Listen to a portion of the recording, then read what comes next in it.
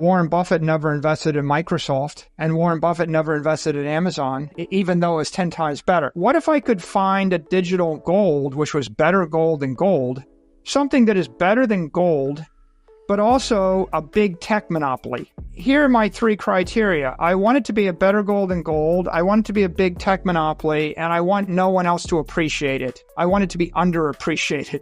Bitcoin represents a paradigm shift. It's the digital transformation of money, property, and energy.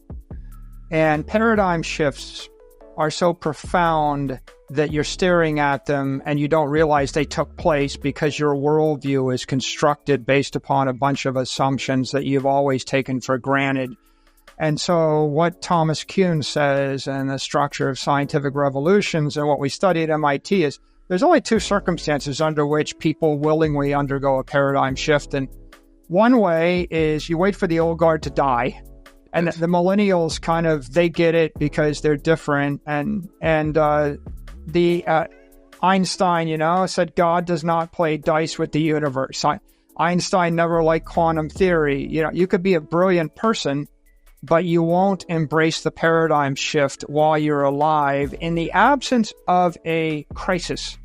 The second way you get paradigm shift is a war.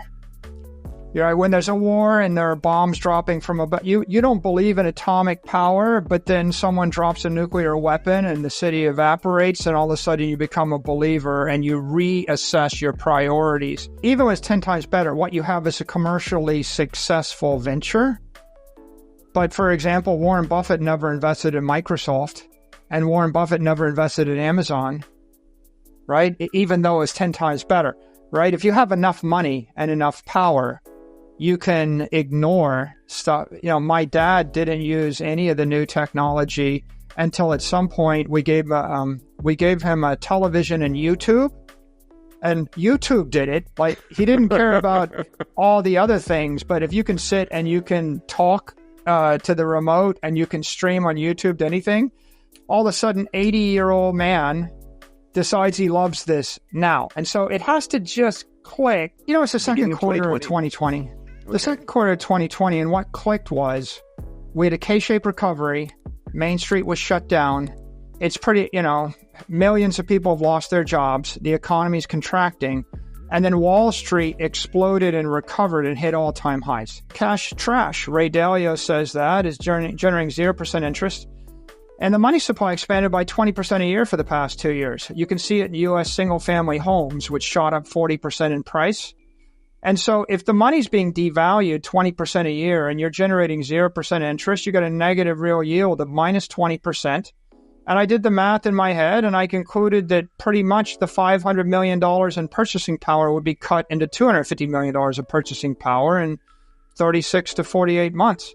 So that's a slow death. I could use cash to pay my employees, but ultimately we were sitting and mired, and so that doesn't work. And so in that situation, we decided we should do something transformational. And if you went into a Harvard B School class and corporate strategy said, what are you going to do? The investors want the cash back. You can't generate a yield on the cash. The company needs to grow. Well, the answer is you do a transformational acquisition. So if I could have bought VMware, or if I could have bought WhatsApp, or if I could have bought Snapchat, or if I could buy like a super high growth digital monopoly or some moonshot thing that would go to the sky, then yeah, maybe that saves the company. But those are few and far between. Most of the time, these acquisitions that you do are dilutive. And I knew they're dilutive because, like, Pete, it's not my first rodeo. I lived through this. I invented, I launched 12 different product lines to grow the business, and there were singles and doubles or whiffs. And I know that just innovating won't always help you. And then I bought the stock back, and I knew that didn't work. And then I spent hundreds of millions of dollars on sales and marketing to expand the business, and that didn't work. And so then I watched all my competitors, Business Objects, Cognos, every company, I watched them do acquisitions to try to grow, and every one of them failed in that strategy. There was a 99% mortality rate. Wow. The reason we're the biggest independent business intelligence company left is because the other 100 all went private, got bought up, got amalgamated, and sucked into the bowels of IBM and Oracle, and then dismantled over the course of 20 years. So I kind of knew, I tried everything for a decade. I knew it wasn't going to work from first observations. So I thought, well, what if I could find a digital gold, which was better gold than gold, something that is better than gold, but also a big tech monopoly? And here are my 3 criteria. I want it to be a better gold than gold. I want it to be a big tech monopoly, and I want no one else to appreciate it. I want it to be underappreciated. And that's what Bitcoin was in the second quarter of 2020. No one thought it was an institutional asset, even though Amazon stock had doubled in the second quarter. Bitcoin was trading about the same as it had been trading in 2018 or 2019. It got up to 10,000. It had smashed down to 4,000. It was back at 10,000.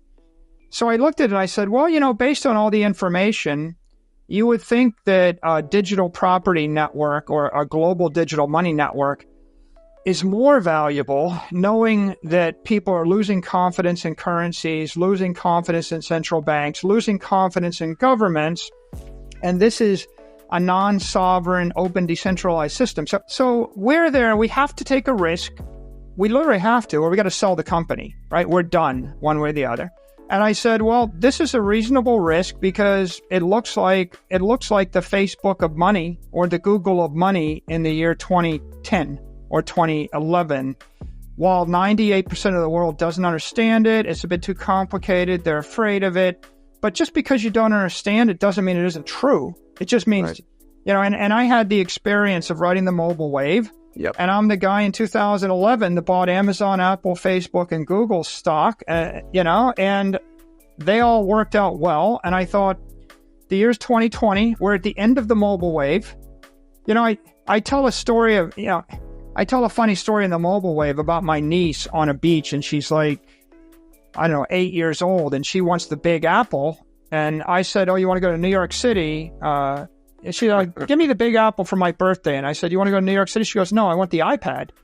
And I thought, okay, little girl wants an iPad. That means that the entire world wants this, and this is going to be a big deal, so buy Apple stock. Well, in 2020, I'm talking to the same niece. And I said, what do you think? And she goes, yeah, well, I just bought some Amazon stock. And Amazon is trading at like $3,300 a share, and it just doubled. I'm like, okay, well, if 20-somethings now know they should buy Amazon and Apple and Google, this is not a misunderstood technology trend anymore. Every Uber driver understands that. So get off the mobile wave, get on the crypto wave, and think that through. Hello guys, welcome back to my channel. Today I am back with Beren and a brand new video in which Michael Saylor has discussed about too many about Bitcoin and Bitcoin potential, Bitcoin, what is Bitcoin, excellent why work. Investors should listen this video about Bitcoin and when about Michael Saylor, CEO and founder of MicroStrategy.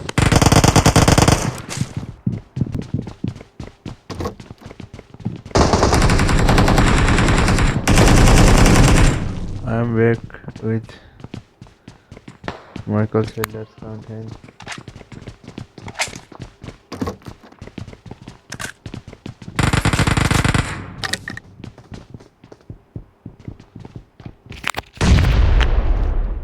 Hello guys, if you like videos like Michael Saylor and Bitcoin, then you can subscribe my channel.